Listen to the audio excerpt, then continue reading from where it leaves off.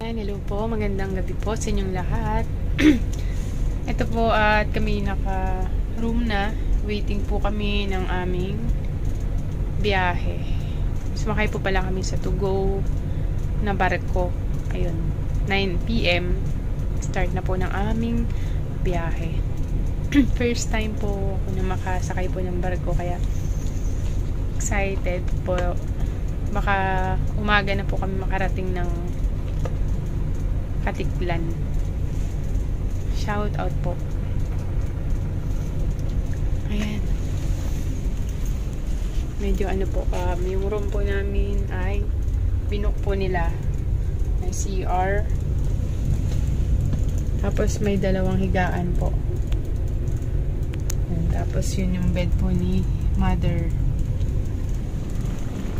And meron po dito.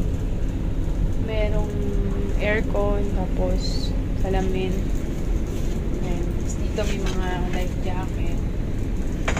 May ano po, may ang tawag dito, freezer, TV. Tsaka komportable po. Okay, waiting po kami ng simula ng biyahe.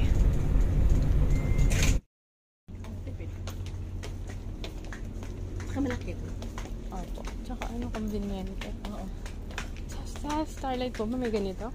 Meron nga yan. Pero, mas malinis na. Ito tayo sa may ano na. Labo naman ano ko, sa mera ako eh. Friend po ba tayo sa Facebook? Hindi. Ay, friend po tayo. I-frame mo nga ako. Ay, ano ba? Ali, ma'am. Ano naman picture, ma'am? Pasama sa akin, ma'am. Pangit naman. Tsura. Oily. Oily yung sa akin din eh. Yan, ito po yung anak ni Lola. Yan. Tourist po yung kinuha nila, pero kumuha rin po sila ng cabin para dun sa kanilang nanay. 300 ba? Room 301. So, naka-separate po kami. At yung anak ni Lola, tsaka nung si Lola mismo. Yung patient na hinatid po namin. Ayan, ito yung ganda ng room nila.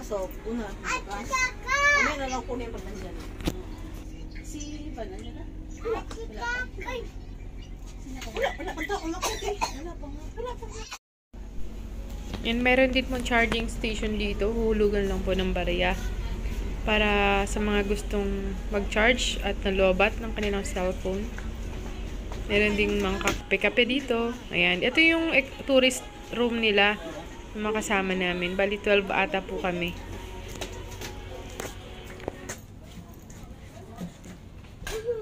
Ay, talaga. Yan, at 9 PM na malapit na umalis yung barko namin. At ayan, after 9 hours, ayan, umakyat nga ako sa taas ng barko para makita o pagmasdan yung ganda ng karagatan. Napaka-blue. First time ko kaya talaga excited ang yung Lola. Hi Lola. Excited ako na makita, ma-experience ang sumakay ng barko. Ganito pala. Kaya napakasaya yung pangiramdam. Sana'y maulit muli. Baka may mga gusto po sa inyo na mag-request ng travel nurse. By March, available na naman po ang inyong nurse. Sana mas maganda kung Monday to Wednesday ang schedule. Para pwede po tayo. Kasi busy po tayo pag weekend sa church activities. Yan. Experience. Ang ganda ng karagatan. So, ano pala? Correction.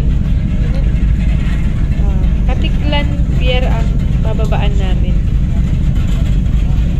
Iba kasi yung Boracay. Ibang island yun. Pero katabi lang ng Katiklan yung Boracay. Wow! Ganda dito. Ganda dito. Hindi ako panoorin. Mahulog ka kaya dyan? Why not? Ano kung wala kang life jacket? Hindi ko lumangoy. Patay na. Ayun, no?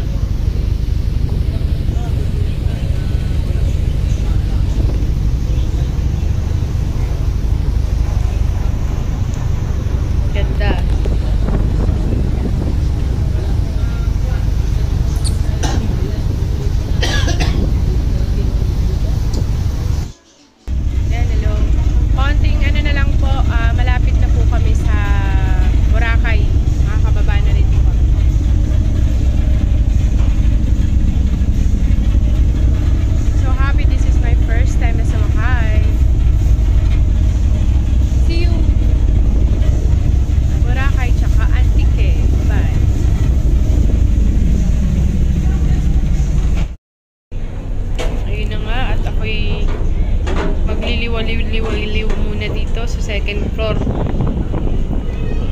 5 floor po ata to, itong barko na to. So yung mga tourist na mga higaan, kasi may economy, may tourist, tapos may cabin. Sa bandang baba yung mga tourist. Yan, tulad dito. Yan. Mas ang tourist ay mas convenient, mas malamig at mas mabango. Ayan, double deck ang kanilang higaan dito. Ayan. So, liwaliw muna tayo at hanapin natin.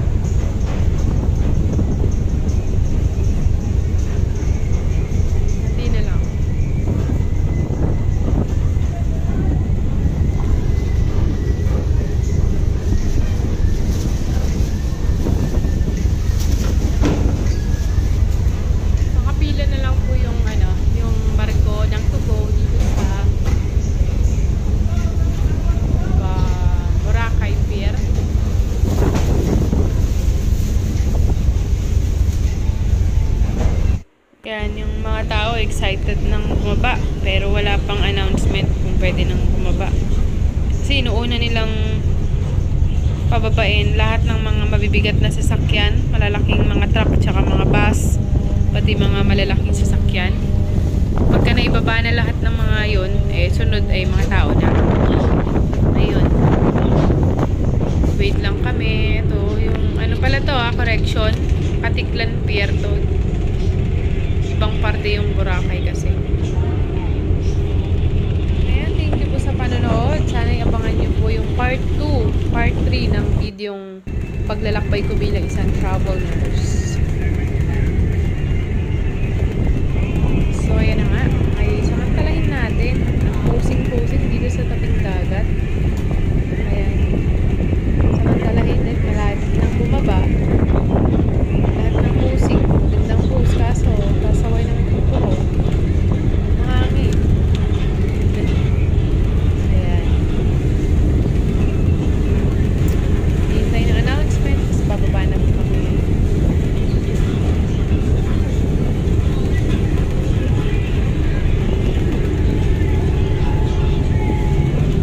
Ganda talaga ng dagat.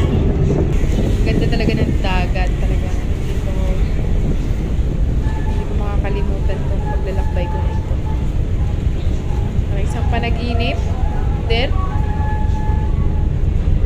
hindi ko akalain na makakapasyal ako ng lugar na to. Round trip. Ayan, ganda oh. Sayang, wala lang ako nakitang subscriber dito. May nag-chat sa akin kaso ano na, nasa pauwi na kami. Taga Boracay.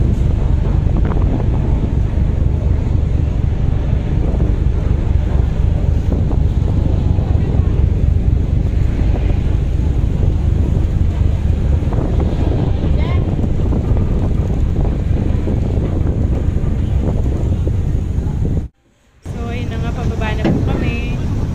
Ayan, binubuhat na po nila si Lola. Papunta sa sasakyan. L300 yung sasakyan ni Lola. At kami naman po ay sasakay sa van. So, ayan po si Ate Beth. Hawak niya yung egg mattress. Ayan. Tulong-tulong po sila na transport si Lola. Ayan. Sa pamamagitan po ng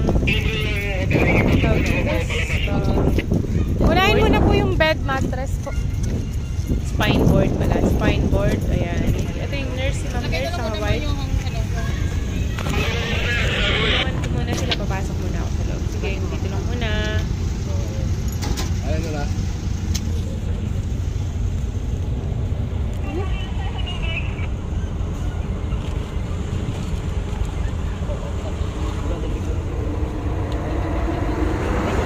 Ako na lang kaya. Siya din yung bumaba kanina.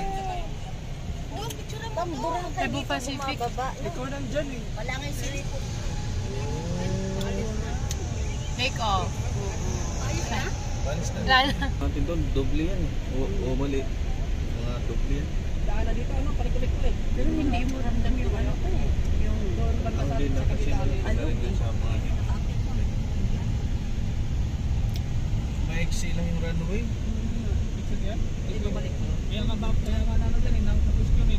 Yes. Katabi po nung port is may maiksing runway po ng Kaya ano yan ang airplane dito. Para sa mga bumibiyahe by air. Cebu Pacific ata yung ano, plane dito.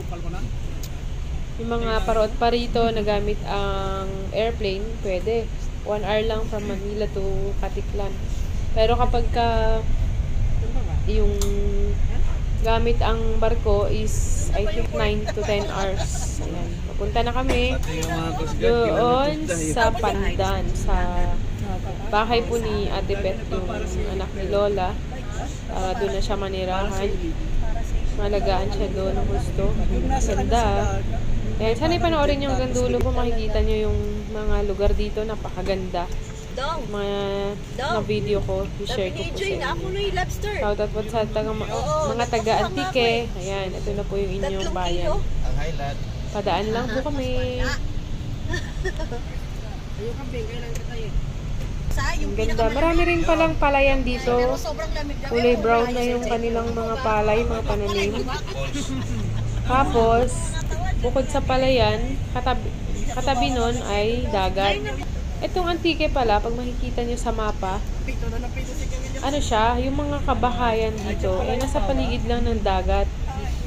Yung gilid lang mismong isla ng Antique ay doon merong mga bahay. Tapos yung pinakagitna po ng Antique, para siyang natural park or forest.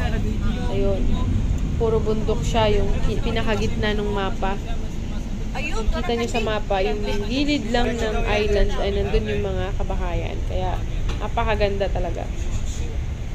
Kalaywa.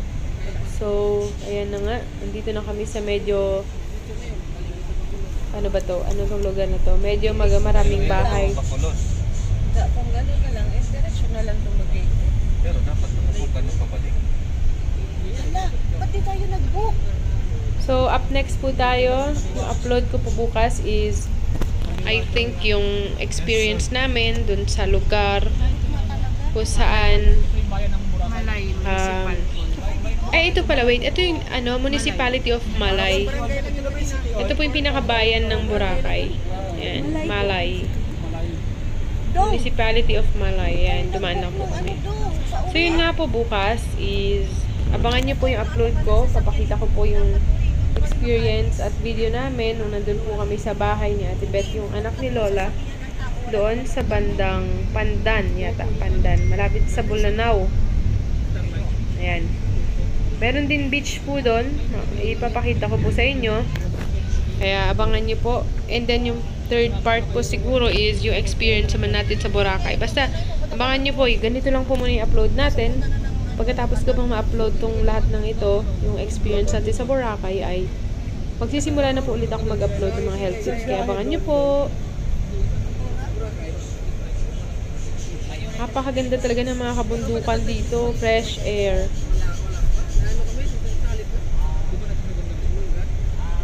Ayan o, napakaganda. Tapos maayos na yung daan. Puro sementado na. Ayan nga. Napakaganda.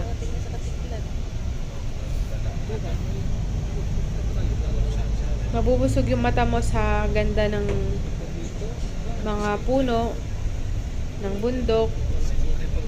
ng bukid, ng dagat, at meron ding ilog po dito. Basta abangan nyo po yung tagpo na kung saan nasa Boracay po kami. Napakasaya. Super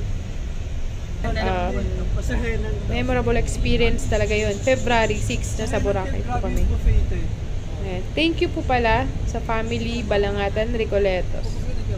Thank you po sa kabaitan po ninyo at hindi nyo ako tinuring na iba sa pamilya ninyo.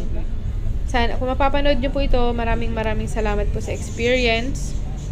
Kung hindi po dahil sa inyo, hindi ko ma-experience po yung ganitong napakagandang tagpo ng buhay ko na makapasyal din po sa Boracay na minsan pinangarap ko lamang dahil sa inyo ay natupad. Thank you po so much. Dito sa Katiklan, isang napakalaking blessings po. Talaga nga namang ang Panginoong Diyos ay hindi magkakait ng pagpapala sa iyo, basta gawin mo lang ang lahat ng kanyang kalooban. And totoo, napatunayan ko nga po yun sa tagpong ito. Thank you rin po kay Ate Ann Rubinos sa kanyang pagre-refer sa akin. Ayan mo, Ate Ann, next time ako naman ang magre-refer sa iyo. Ayan. Sige, hanggang dito na lamang. And goodbye. See you on my next vlog. Salamat po. Sabi wala di ko ipagka, pero daming daming bibigay. Si Kuya Oeng, minsan kapag nasa dagat siya, sa tabing